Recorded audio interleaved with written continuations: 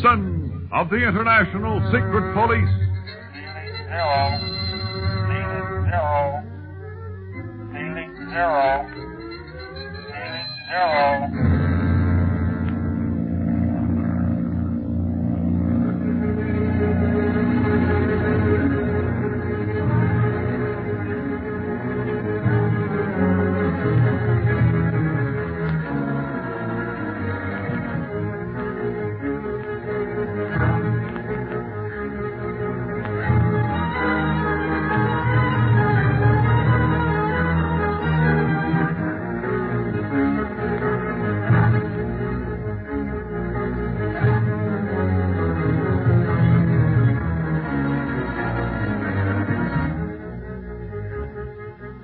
Speed and Clint are fortunate enough to escape discovery by the octopus gangsters and slip out of his house to make a hasty return to Laza.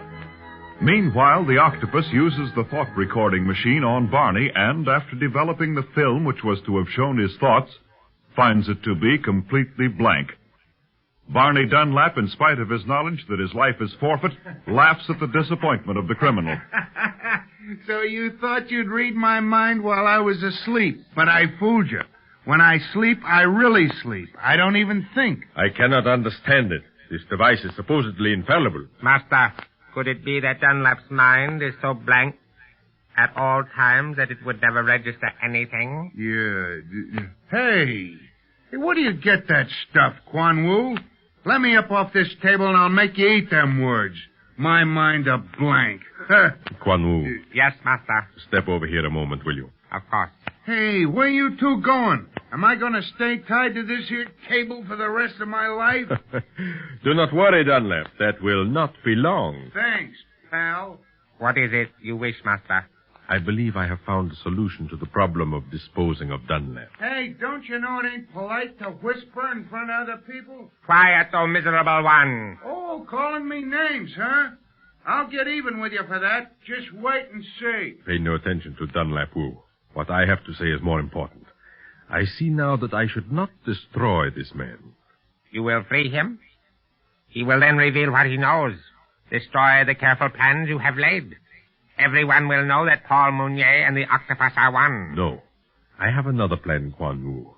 Hypnotism. You will hypnotize Dunlap? Yes. I believe he will be an easy subject. And once he is under the hypnotic spell, I shall wipe his memory clean of everything that has happened. When he awakens, he will not even remember that he has been away from his hotel. But is that possible? Are you sure it will work? I know it will work. Hey, when you two get through with your secrets, I wish you'd tell me what's going to happen to me. It's funny, but I'm kind of interested. We shall not tantalize you with uncertainty any longer, Barney Dunlap. I shall take care of you immediately. Well, if you're trying to scare me, you're not, see? I've been scared to death so often that the real thing won't be any novelty. Strange men, these secret police. They do not know the meaning of the word fear. Fear ain't in the dictionary as far as we're concerned, Quan Wu-Wu. But listen, Octopus, will you do me one favor? And what is that? Will you untie me from this table and let me sit up just once? That is impossible.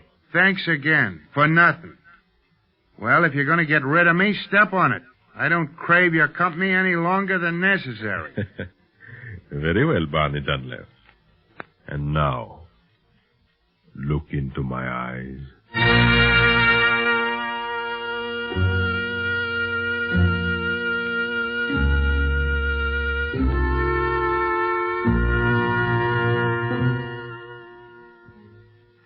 So that's what happened up at the castle, Chief Tipo. We didn't find Barney, and we almost got caught ourselves. It is a dangerous business, Speed, this whole thing. Yes, especially dangerous for Barney. Here it is another day and still no trace of him. Mr. Barlow, I am going to take you to a very great man. His name is Lasho Tsiring. A great man, Chief Tipo?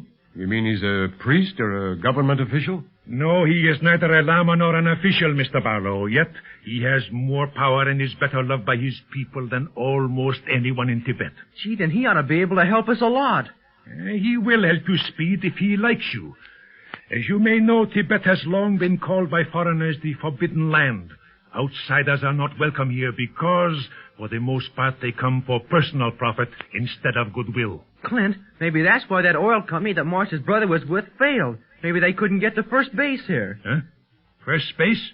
I do not understand. That comes from a swell American game, Chief Tipo. Baseball. Tell us more about this C. Ring. He is in the highest Tibetan class, one of the landed gentry. He is regarded almost as a holy man because of his help to the poor, his education to their children. Ring has brought modern progress to his country, but is trying to keep out modern evils. That's why he's not keen about strangers then, huh? Yes, Speed, yes. Tibet is a very rich land. He does not wish it exploited to the outside in any way, but he does want to combine progress with ancient traditions and custom. Ring believes that if he can do this, Tibetans will be the happiest people in the world. If we can only win him over to our side, why... Yes, and the only way to attempt to win his friendship is to meet him, Mr. Barlow. By the way, Speed, this should interest you. Ring has a son near your own age. I hope he is in Lhasa with his father. Gee, that'd be great. That is, it'll be great if we can understand what one another's talking about. You'll be able to understand him, Speed. Dawa has studied several years under an American teacher who was here on a scientific expedition. Dawa? Is that his name? Yes. Well, if this Mr. C. Ring can help us, I think we ought to get over to his house right away. Does he live in Lhasa, Chief Tipo? He has a small house here, Speed. As a rule, he stays at his country home, but I happen to know that he is in the city now. Good. Then let's get going. But first, I must send a cable to Chief Riley, telling him about Barney's disappearance. We can do that on the way. I, too, must stop off at the government house to report Mr. Dunlap's disappearance. Do you think that'll make him believe that Paul Mounier is really the octopus? No, Speed, no. But the authorities will cooperate in every way to find a missing person, especially in Lhasa, the holy city. Swell. Let's get started then. I can't rest until we find Barney again.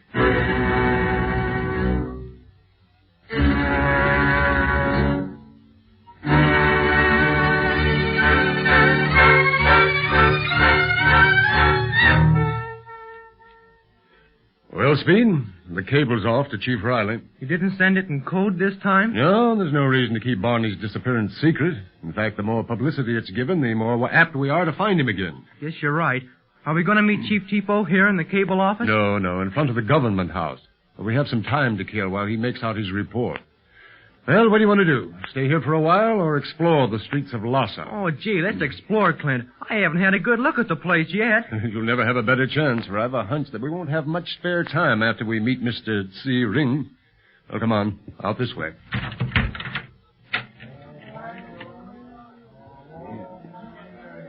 Well, take a good look, Speed. Not many boys your age have a chance to see Lhasa. Yeah. If only Barney was here, everything would be perfect. We'll have him back safe enough. Don't you worry about that. Oh, look. That seems to be the marketplace up ahead there. Let's make for that. They're usually very colorful. One thing about this city, Clint, you don't see many foreigners on the streets. They're all Tibetans or Chinese. Yes, foreigners are a curiosity, all right. Look how they're staring at us. Yeah, and I'm staring back at them just as hard. Those must be shepherds over there. I recognize their clothes. Oh, and look. Those men with the red-orange robes. Those are priests, or lamas, as the Tibetans say. Gee, there are more of them than anything else. Well, of course, since Lhasa's the holy city of Tibet.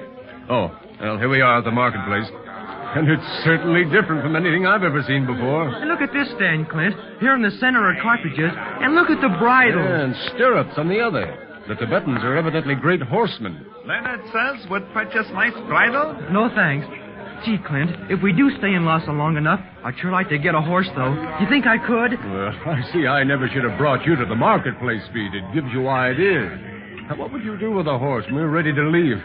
We couldn't put him into our plane. No, but I've always wanted one. At least wait until we're back home.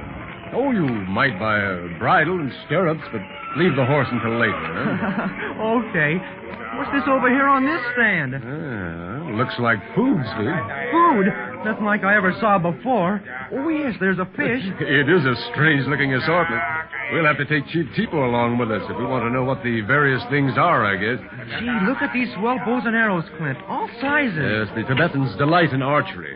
Oh, that's one thing you can get, Speed. Bows and arrows don't take up much room on the plane. Can I get one now? Oh, well, no. You better wait until after our visit with Mr. C. Ring. Can't very well call on him looking like a hunter. Oh, by the way, I think we'd better be getting over to the government house. It's just ahead up there, and it's about time to be meeting Chief Tipo. Okay. Maybe I can get my bow on the way back? We'll see. Better hurry, Speed. Don't want to be late. Well, I'm coming. Hey, wait a minute. Huh? What is it? This last stand here has nothing but these colored papers with lettering on them. Looks something like Chinese lettering. Here comes the owner of the stand.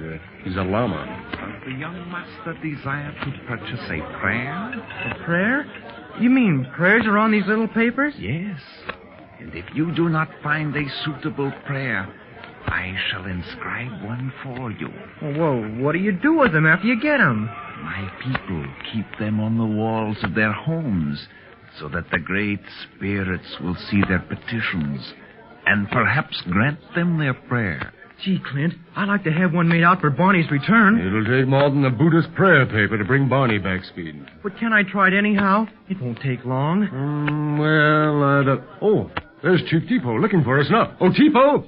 Chief Tipo! Here we are. He sees it. He's coming. Quick, Mr. Llama. Have you a prayer paper for the return of a missing person? Most certainly, young master. It is a very powerful one, too. Behold, the paper is on paper the same sacred color as my robe. Swell. Here's some money. Is that enough? Yes, young master. And may your prayer be answered. Thanks. I sure hope so. Well, I wonder what that crowd is gathering for. For something funny, that's a cinch. Listen to them laugh. Speed! Mr. Barlow! What has kept you? I fear you may have become lost. Oh, no. Speed was taking time out to buy a prayer paper for the return of missing persons. Ah, yes. They are considered very powerful. But what is that crowd doing? Oh, let's take a look, huh?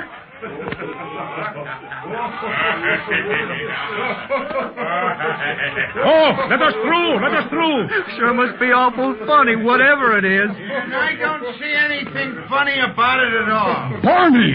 In his pajamas! Barney, you've come back. Barney! Where have you been? Speed! Clint!